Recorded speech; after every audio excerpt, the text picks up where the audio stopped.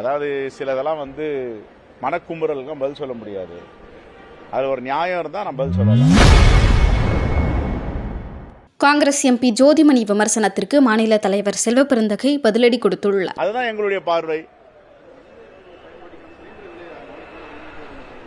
இப்ப மக்களுக்கு இது தெரியாதா?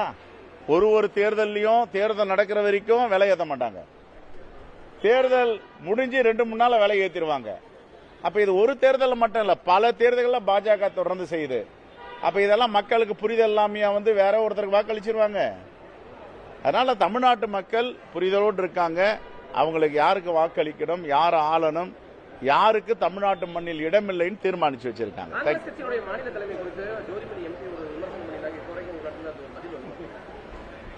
அதாவது சிலதெல்லாம் மனக்குமுறலுக்கும் பதில் சொல்ல முடியாது. அது ஒரு நியாயம் இருந்தால் நான் பதில் சொல்லலாம். நியாயம் இல்லாம, நீதி இல்லாம, நேர்மை இல்லாம ஏதாவது போன போக்கில் யாராவது பேசுறாங்கன்னா அதெல்லாம் பதில் சொல்ற இடத்துல நான் இல்லை.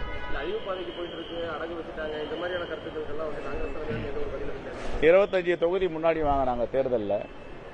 இப்ப 28 தொகுதி வாங்கியிருக்கோம். ஒரு ராஜ்யசபா கூடுதலாக வாங்கியிருக்கோம். இது அழிவு பாதையா? சொல்லுங்க, இது அழிவு பாதையா? சரி, இதை விட்டுருங்க. நான் வரதுக்கு முன்னாடி 100% ஸ்ட்ரைக் ரேட் வெற்றி நாடாளுமன்றத்தில் இல்லை. நான் தலைவரான பிறகு, என்ன தலைவர் ராகுல் காந்தியோ தலைவர் மல்லிகார்ஜுன காந்தியோ நியமித்த பிறகு பாண்டிச்சேரி உட்பட 10க்கு 10 100% ஸ்ட்ரைக் ரேட். இது அழிவு பாதையான்றது நீங்க தான் கேட்கணும்.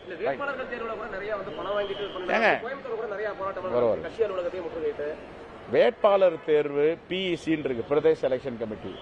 அதுக்கு மேல ஸ்கிரீனிங் கமிட்டி இருக்கு. ஸ்கிரீனிங் கமிட்டிக்கு மேல பிரதேஷ் எலெக்ஷன் காங்கிரஸ் கமிட்டிக்கு மேல சிஇசி சென்ட்ரல் எலெக்ஷன் கமிட்டி இருக்கு.